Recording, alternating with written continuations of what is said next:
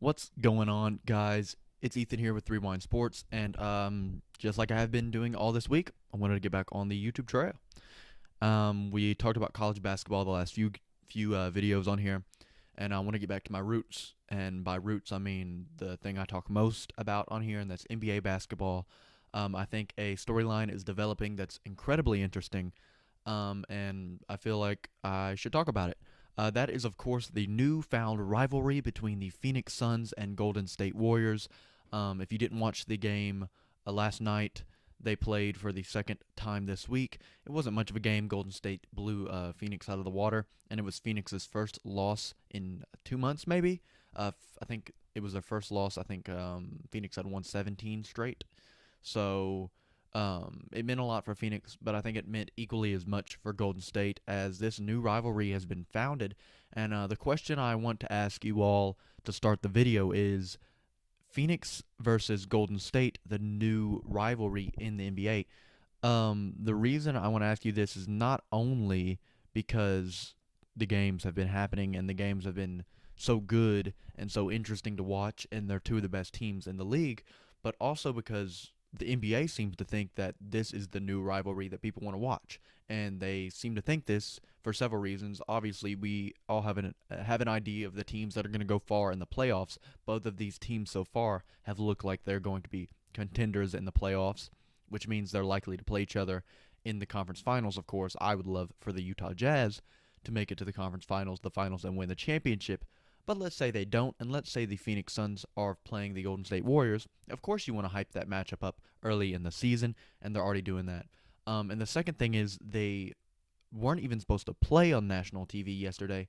It was supposed to be the Lakers versus the Clippers, and the NBA got rid of that game, or better said, replaced that game with the Phoenix Suns Golden State game, which leads me to believe that they think that is the most important rivalry right now. And it makes sense. These teams are 18 and 3, 18 and 4, respectively.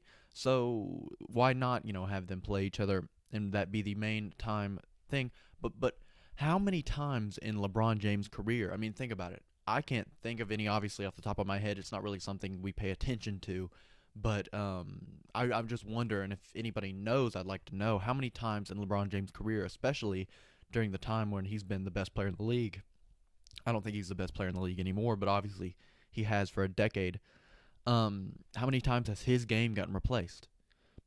I would argue, I would bet my money that it's never happened where a LeBron James game has been replaced by a different game, and it's simply because the Lakers aren't that good, and the Clippers aren't at their full peak either, and this is just better TV. Now, did it end up being better TV than that game? Who knows? This was kind of a blowout, but the first game left us wanting to see more, and that's why they replaced it and played this game on national TV last night. Let's talk about the first game. The first game, of course, the Phoenix Suns won, but they only won by 8 points. It was a close game the majority of the time, and there were several reasons why Phoenix won that you may not have expected why Phoenix won, and I have the score sheet up here. I only watched some of this game, the first game. I was in and out. I watched all of last night's game, but for this game, I only watched some of it, and I know the big parts and the big pieces of the puzzle, and I know the stats. I have them right in front of me, but I can't talk as much about this game and the intricacies of it like I can the game from last night. But I'm still gonna do my best. The Warriors, the reason they lost, I mean, they only lose by 8 points, and Steph Curry has 12. The reason they lost is because Steph Curry had 12, and it wasn't his fault, really. It was the defensive abilities of the Phoenix Suns, specifically guys like Mikal Bridges and Jay Crowder, who are absolutely fantastic, especially Bridges this season defending the perimeter. And there's no better player on the perimeter than Stephen Curry. And for guys like Bridges, Crowder to defend him on the perimeter, and then, of course, when he drives in, guys like Ayton to contest his shots, it really shows the ceiling that the Phoenix Suns have for defense. Mikal Bridges is a premier elite perimeter defender, and I think it's locked in. I think games like this are reasons why it's locked in. Do I think some people in the Twitter sphere are claiming that he should be an All Star? I don't know about all that. It's very difficult to be an All Star as a sole perimeter defender. Ben Simmons did it, but even he um, showed glimpses of being a serious offensive talent in which Mikal Bridges has shown, but not all star levels. And his playmaking isn't as great as a Ben Simmons was. And then you have a guy like Rudy Gobert who has done it twice, but he's a 3-time Defensive Player of the Year. He is elite on a whole nother level. And he can also go up there and give you high level rebounds, high level points, even though people like to think he doesn't. So is Mikal Bridges an all star? Probably not. But does that mean he isn't an elite perimeter defender? No, he is an elite perimeter defender, and I think his showcase against Steph Curry in this first game really shows you why. The good things for the Warriors are, of course, you have Draymond, who's going to give you the exact same stat line every single night, and he's going to be impactful every single night. And this one, really, you had Jordan Poole, and Jordan Poole is going to be very, very big for this team. And obviously, when Clay returns, which I assume will be pretty soon, he was warming up in full in his jersey and everything before this past game. So I would assume that Clay will be returning full time, or at least pretty much full time. I think he also just got put in the G League, which is hilarious, for a couple games to get back to normal.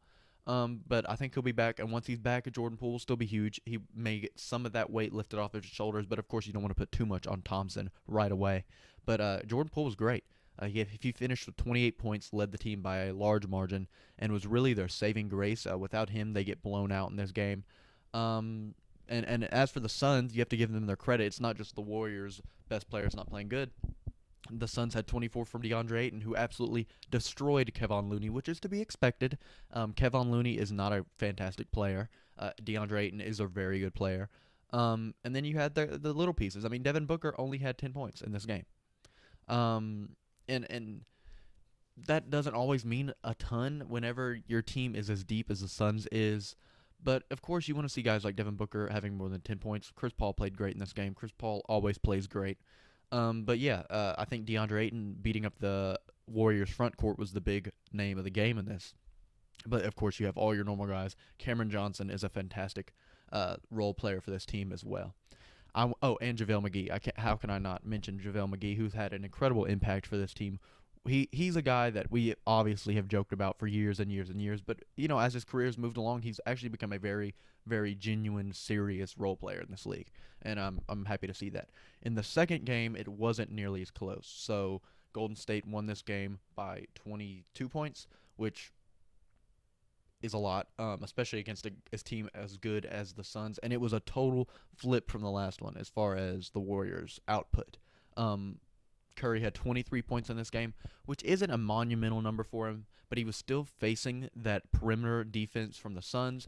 To have 23 points against that perimeter defense, especially when you're the guy getting focused on every single play, it's pretty good. And he also finished with 5 assists.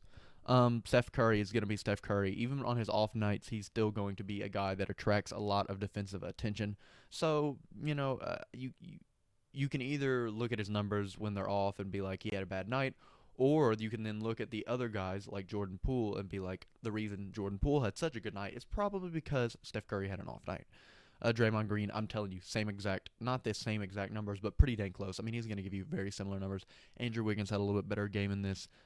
Jordan Poole falls off a little bit. Again, it's that flip-flop. If Steph Curry's having an off night, Jordan Poole's probably going to have a big night.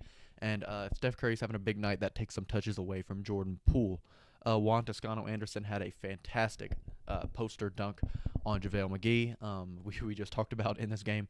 And I mean, it was an absolute poster on JaVale McGee's head. JaVale did that classic thing when you get dunked on and you don't even look back. You just jog back down and go back to offense. And really, Golden State just played a very good, well-rounded game. Of course, Kevon Looney still kind of sucked. And for the Suns, DeAndre Ayton still beat up on Kevin Looney. He had 23 points this game, whereas last game he had 24. He's going to keep beating up on these weaker front court teams. Should he have more? I think he should honestly have more. I think he should be dropping 30s against Kevon Looney. But, I digress. 23 points was still the leading scorer in this. They were without Devin Booker this game, which, I mean, you could attribute that to the 22-point loss, but to be fair, they only got 10 points from Booker in the last game. Does he attract defensive attention? Of course. But he wasn't. When a guy that had 10 points the previous game in which you won by 8 drops out, you don't lose by 22 and blame it on the loss of Booker. Overall, they just didn't play as good. Jay Crowder didn't play as good. Mikal Bridges didn't play as good. Chris Paul didn't play as good. So this DeAndre Ayton was really the only guy who lived up. Cameron Johnson, of course, is going to give you his pretty much similar stat line every single game, and Cameron Payne was all right, but overall, this game was pretty much a beatdown on behalf of the Warriors. Puts an end to the Phoenix Suns' undefeated streak that they've been on, and shows you that the Warriors are probably still the best team in the West right now, which is absurd because they've been so bad the past few years. That just shows you how good Stephen Curry is. Um, Again, like I said, is this the new big rivalry in the NBA? Probably, honestly, the Western Conference this year is the most open it's been in a long time. Usually, the Western Conference is so stacked; it's a brick wall. The Eastern Conference is the one that gets made fun of. The Eastern Conference is pretty open too, and actually, there's some teams over there with just as good records as the teams over here. I mean, the bottom half of the Western Conference is looking really rough. So, is this the new rivalry that we have in the NBA? Yeah, and I'm looking forward to it.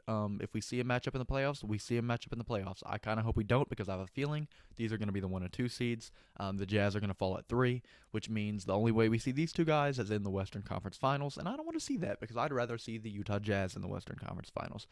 I think that's all I have to say. Of course, keep looking out for these games. The Phoenix Suns are going to be great all year, and the Warriors are going to be great all year, especially when Klay Thompson returns. I think that's all I have for this video. Make sure you follow 3Wind on every single social media under 3Wind Sports. And when I say every single social media, I pretty much mean it, unless it's some random obscure social media. Go ahead and drop us a follow on Twitter, Instagram, Facebook, TikTok, everything like that. YouTube. Subscribe. Like and subscribe. And I think that's all I got. Make sure you check out the 3Wind podcast, which will be coming out on Monday. Thanks, and have a Merry Christmas if you are celebrating Christmas coming up.